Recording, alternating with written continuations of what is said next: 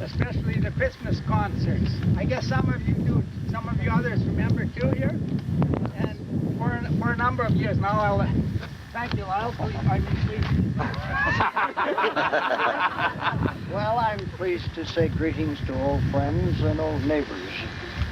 I've never had anything to do with an event like this, but who has? It only happens once every 100 years. But I'm pleased to offer congratulations to the committees and the people that worked so hard. It takes no imagination to realize there's a lot of planning and hard work in an event like this, and I congratulate the people involved. Now, I'm going to, and I'm sure there is, and there will be a name engraved on the flag, and when you read that name, you will know that there was, and there is, there always will be a castle. Now, when Paul asked me to say a few words here, he didn't say how few, and he didn't say what to talk about, but I was thinking, well, reunions, what do? You reminisce. So I put my mind to work, and I thought of quite a few things that I would like to talk about.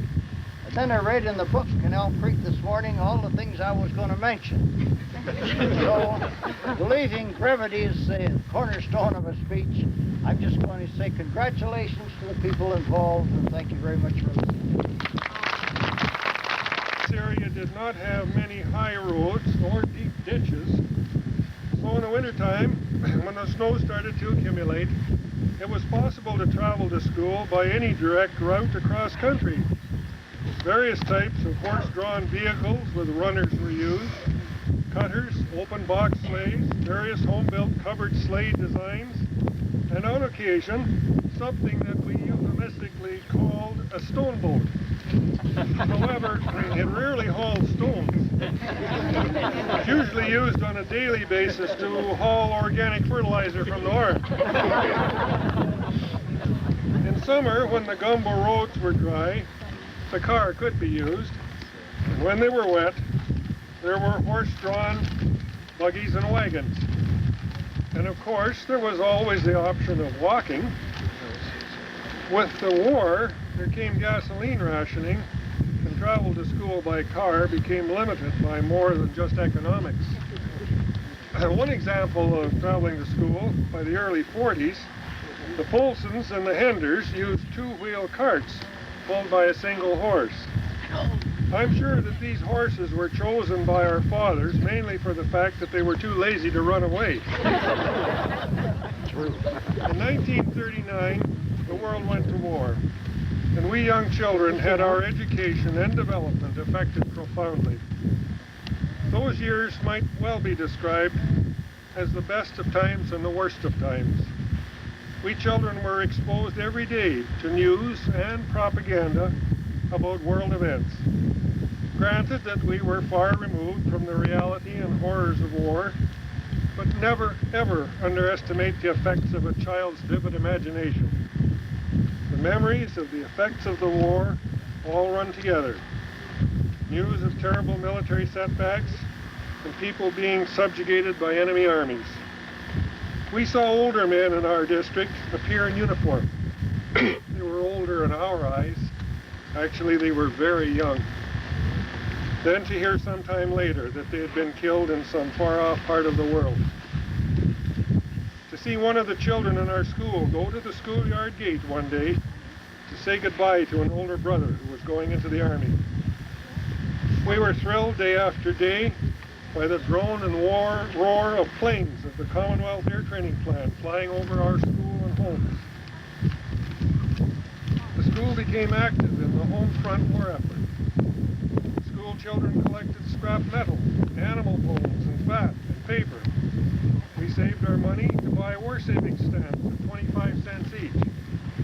When $4 worth of these stamps were accumulated on a sheet, they would be converted to a war savings bond.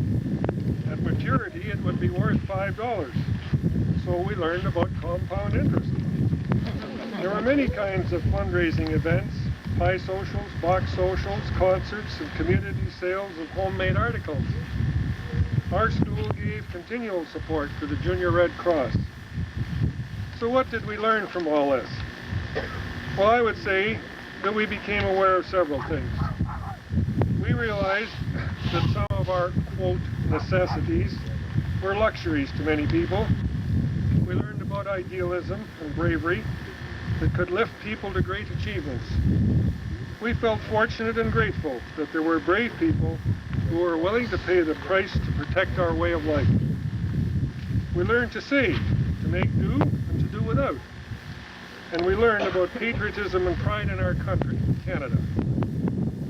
We probably didn't understand until later in life how much of our history we were actually living. So they were the worst of times and the best of times. And yet through all this, we were just kids going to a one-room country school, playing games in the yard, and skating on a frozen pond during the winter noon hours.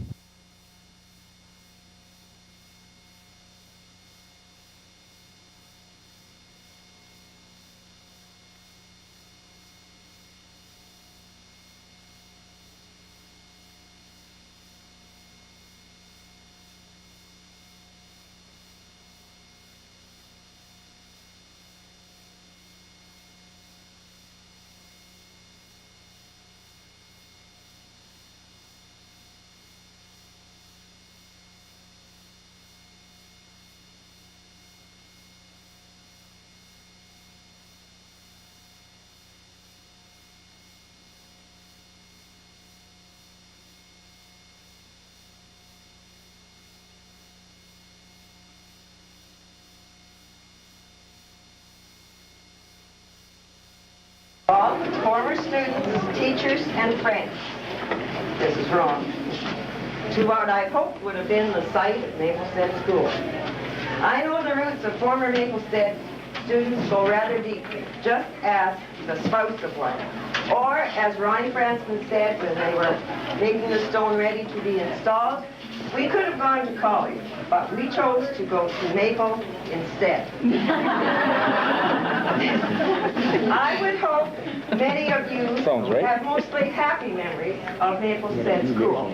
I know some days were better than others. Now, when Wendy wrote a little note this morning, when she sent her donation, and this were some of her memories of Maplestead School. The few minutes outside before we used to go to school were my most favorite. Air smelled so good and was a flurry of blackbird song. And the brown grass was giving away to green, and the dirt roads were still nice and soft and dampy, a kind of fluffed up from snow melt. So no cracks or dust, and there was no noisy traffic. When we were in grade 6 or 7, Marlene and I buried our own sort of markers under one of the spruce trees on the east side of the schoolyard. Long gone now, of course. I wonder if she remembers. One year a bunch of us even named all the trees. Quite high sounding glorified names they were too. A pity no trees remain. Now, the parent committee was formed a year ago now. There were 10 meetings held with a representative from each school and a chairman. Our first task was to decide what type of cairn, consensus being that each cairn be preferably the same, and the funds would come from donations from the former students and teachers. Our program, and our oldest student is unable to be here because of health reasons, but she did send a note. And the oldest student used to live on our place. Now, that wasn't any favoritism or anything, but that's where she used to live. And she is now living in Reynolds, Illinois, and she celebrated her 90th birthday last December. Right, Connie? As we grow older, we can appreciate our school days. My brother Lester and I drove a horse and buggy in summer. We all played baseball. In the winter, we drove a team and sleigh and played Pussy Wants a Corner. Marie Lewis, McPhee, I think it is, and I sat together in a double desk. When we didn't agree, we turned our backs to each other and our books to our... in Michigan a month ago, and she's still going strong, living alone close to her daughter. Sorry, I won't be there, as I realize that there will be a few that I will never get another chance to see. We can't do all we like to do at 90. We'll pray you have a good day. May our Lord bless you all. Sincerely, Hazel Castor Lass Elder. We also are very happy and very privileged to have another old student of Maplestead School, Martha Anderson Peters, right? Now, do you have any memories you'd like to share with us, Martha? Well, it is a great honor to both you and Leo for being with us on this important day.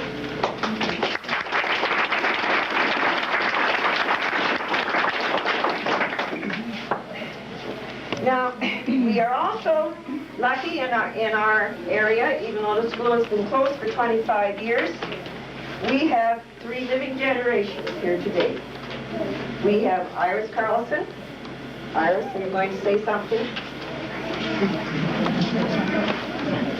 I usually talk all the time, and now I don't know what to say. Oh, I think of Maplestead all the time. I sure do.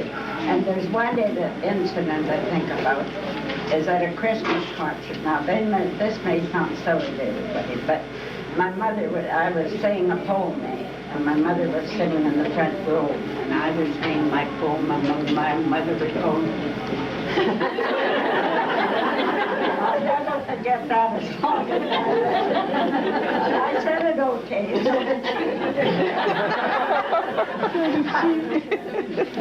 Thank you, Iris. They were happy days. I think there's many in this room will agree with you, Iris. Yeah, very happy. All right, the middle one of that family is Doris. You can come up or you may stay there.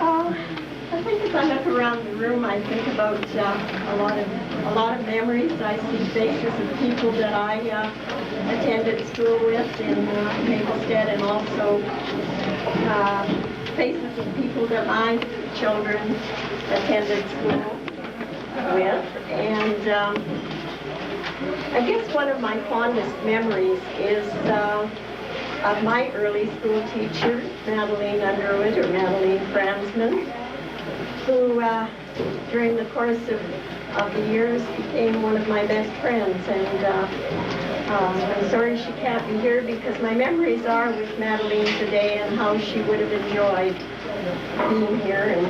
And I'm sure that her family will go back and tell her all about it. They're here. And I don't think a Christmas goes by that I don't think of the Christmas concerts and the June picnics that we all enjoyed, and the memories of all the families living around who kept Maplestead alive and the fun teachers. Thanks. Thank you, Doris.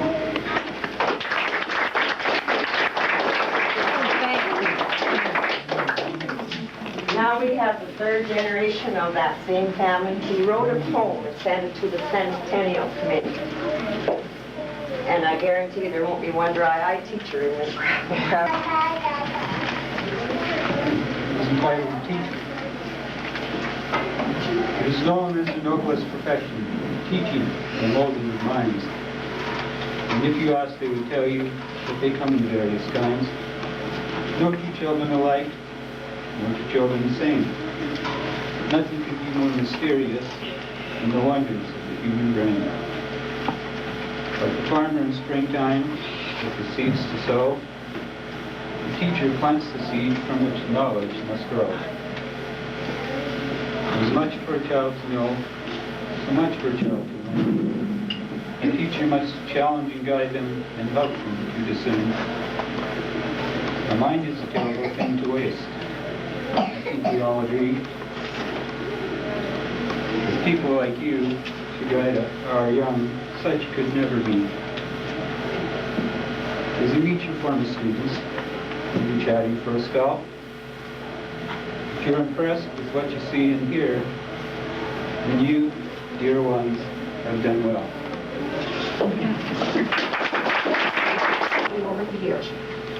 In 1901, the year it was opened, the teacher received $480 a year. And in 1932, it was only $550 a year. That was during the Depression. And at the time of closing, it was around $2,600. Among the school inspectors who visited Maplestead were Messrs. Hartley, D.S. Woods, A.J. Manning, J. Walkington, E. Sims, R. Moore, and M. Gillies. And here were some early operating expenses. In 1904, 2 cords of tamarack wood were purchased at $9 a cord. And the same year, Harry Franklin was paid to haul half a car of wood and cut it at $2.25 a cord. I got this information from the old school ledger. From 1906 to 1919, the cost of lighting fires and sweeping the floor varied from 20 cents to 50 cents a morning. From $15 a year in 1902, the Secretary-Treasurer's salary rose to $25 in 1919 and to $35 in 1942. And during the Depression years, the amount paid for thoroughly cleaning the school, including the windows, was $5.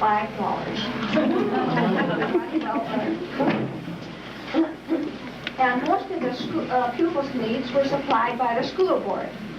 And some of the items ordered from lawyers in 1943 included 1 pound of red plasticine at 45 cents, 100 scribblers could be bought for $3.30, and Manitoba arithmetics 15 cents each, 1 water cooler at $4.95, 1 softball at $1.15, and 1 line drive bat at 50 cents.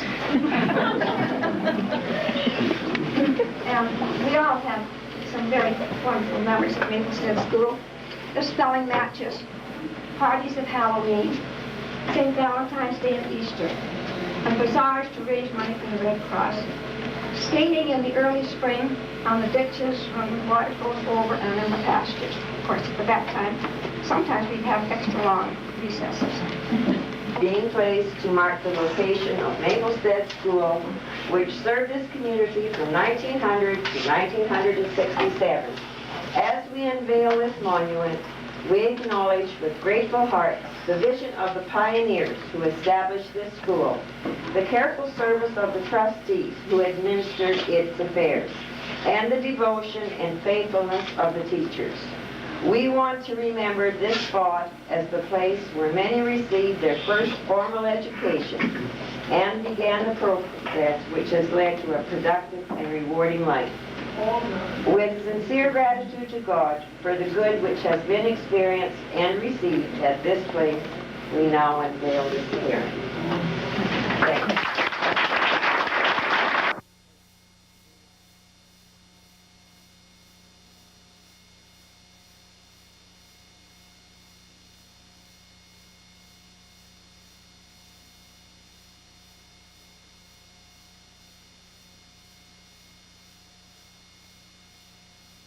Wonderful experience.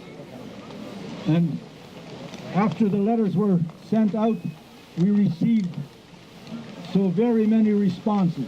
We're very grateful to you as people who lived here and moved away and yet responded so well and have come out to this celebration. We do welcome each and every one of you. We trust that this will be an event that we will remember for years to come, and we'll hand it down to those following us.